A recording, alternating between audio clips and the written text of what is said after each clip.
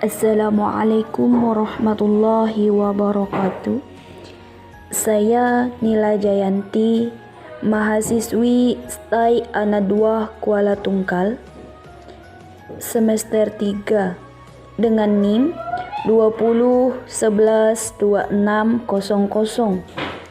Baiklah, di sini saya akan sedikit menjelaskan isi makalah yang telah saya buat dengan judul Mengetahui Ilmu Jiwa Belajar dalam Pembelajaran Pendidikan Agama Islam oleh dosen pengampu Bapak Heru Setiawan, SPDI MPDI.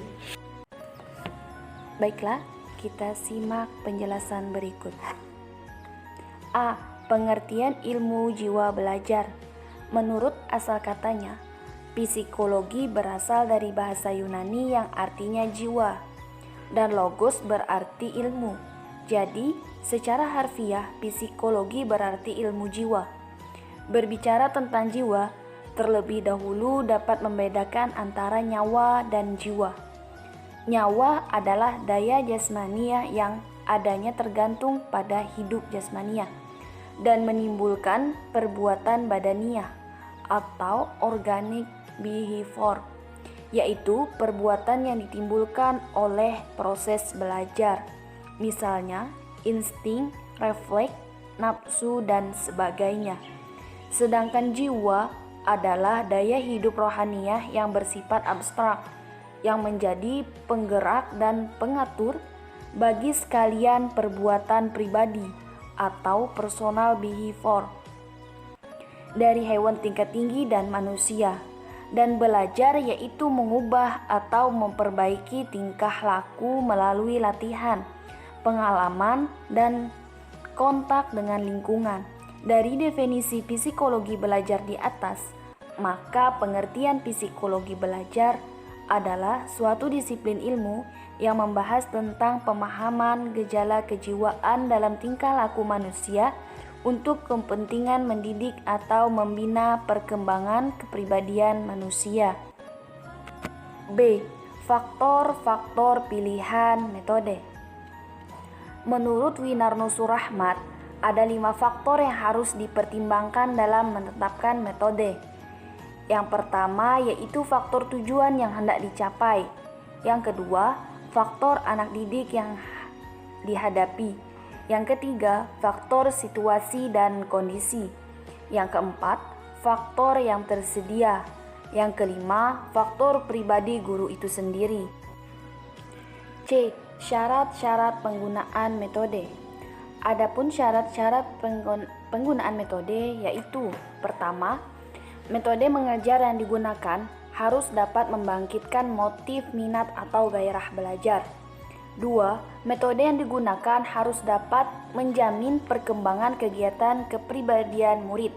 Ketiga, metode yang digunakan harus dapat memberikan kesempatan baik ekspresi yang kreatif dari kepribadian murid. 4. Mengajar yang digunakan harus merangsang kegiatan murid untuk belajar yang lebih lanjut, melakukan eksplorasi dan inovasi. 5. Metode yang harus digunakan harus dapat mendidik murid dalam teknik belajar sendiri dan cara memperoleh pengetahuan melalui usaha sendiri. 6. Metode mengajar harus dapat meniadakan penyajian bahan pelajaran yang bersifat perplekstik dan menggantinya dengan pengalamannya dan bertujuan. 7. Metode mengajar yang digunakan harus dapat menanamkan dan mengembangkan nilai-nilai dari sikap utama yang diharapkan dari kebiasaan dari cara belajar yang baik dalam kehidupan sehari-hari. D. Langkah-langkah pelaksanaan metode. Adapun langkah-langkah pelaksanaan metode yaitu: yang pertama, metode ceramah. Rumusan tujuan yang hendak dicapai melalui metode ceramah itu hendaknya dirumuskan secara jelas dan terarah. Setelah menetapkan tujuan yang hendak dicapai, hendaklah diselidiki apakah metode ceramah benar-benar merupakan metode yang tepat untuk dipakai. Selanjutnya, susunan bahan ceramah yang benar-benar perlu diceramahkan dan minimal guru membuatnya dalam bentuk garis-garis pokok bahasanya.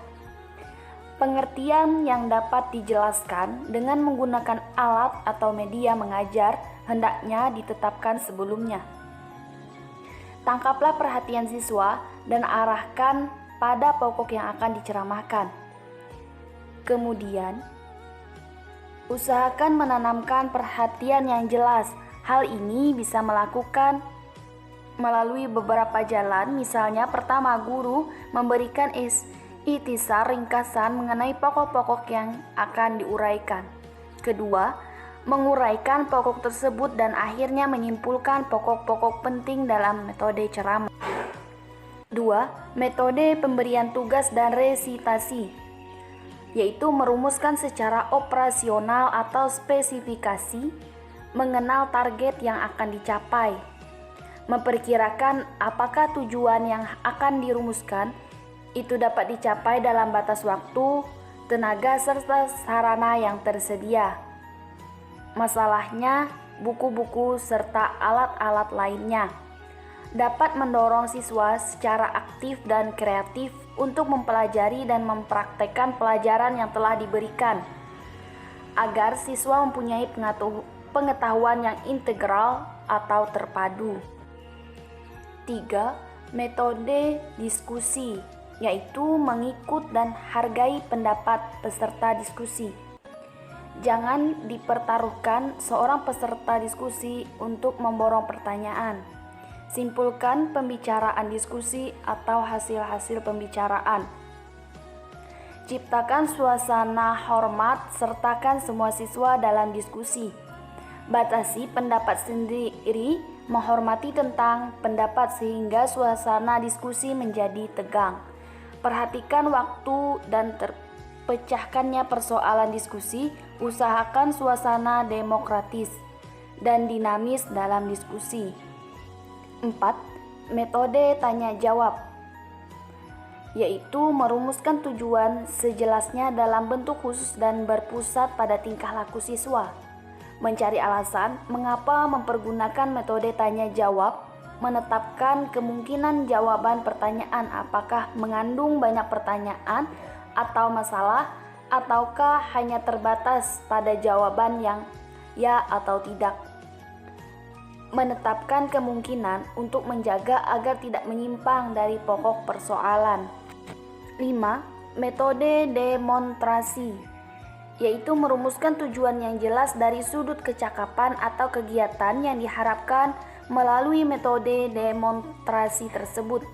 Menetapkan garis besar langkah-langkah demonstrasi yang akan dilaksanakan oleh guru telah dicobakan terlebih dahulu sebelum tidak gagal pada waktunya. Memperhitungkan waktu yang telah ditentukan apakah tersedia untuk memberikan kesempatan siswa mengajukan pertanyaan-pertanyaan dan komentar selama dan sesudah demonstrasi dilakukan. Dalam demonstrasi berlangsung, kita bertanya pada diri kita apakah keterangan-keterangan diberikan dapat didengarkan dengan jelas oleh siswa, dan apakah juga alat atau media pengajaran yang mendukung pelaksanaan demonstrasi cukup tersedia, dan kalau tersedia di mana ditempatkan, dan menetapkan rencana untuk menilai kemajuan siswa. 6.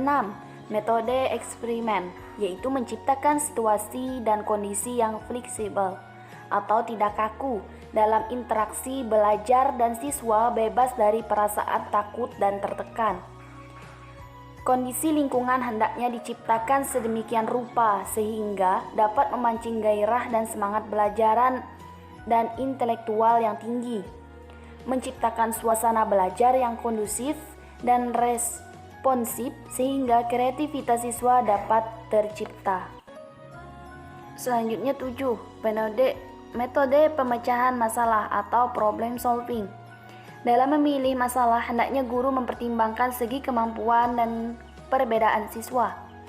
Siswa lebih dahulu diberikan pengetahuan dan keterampilan yang diperlukan. Bimbingan secara kontinu dan penyediaan alat atau media pengajaran harus diperhatikan. Merencanakan tujuan yang hendak dicapai melalui metode pemecahan masalah tersebut. Mula-mula, guru mengajukan pokok-pokok permasalahan yang akan dipecahkan itu. Lalu, siswa meresponnya dengan berusaha secara maksimal untuk mencari jalan keluar pemecahan masalah tersebut, apakah melalui usaha individu atau usaha kelompok. Bila diinginkan, dapat membentuk tim tertentu sebagai memudahkan usaha pemecahan masalah. Bila masalah itu dianggap kompleks, menyimpulkan atau merangkum semua masukan yang diberikan siswa. Selanjutnya yang terakhir, metode sosiodrama dan bermain peran, yaitu guru menerangkan teknik ini dengan cara yang sederhana bila kelompok siswa baru untuk pertama kalinya diperkenalkan dengan metode ini. Situasi masalah yang akan dimainkan ditetapkan sedemikian rupa. Guru menciptanya peristiwa itu secukupnya untuk mengatur adegan atau untuk memberikan kesiapan mental. Jika sosiodrama untuk pertama kalinya dilakukan, sebaliknya guru sendiri memiliki siswa yang kiranya dalam melaksanakan tugas itu. Guru mendengar dan memperhatikan peran siswa yang tidak melaksanakan tugas. Guru menetapkan dengan jelas masalah dan peran yang harus mereka mainkan.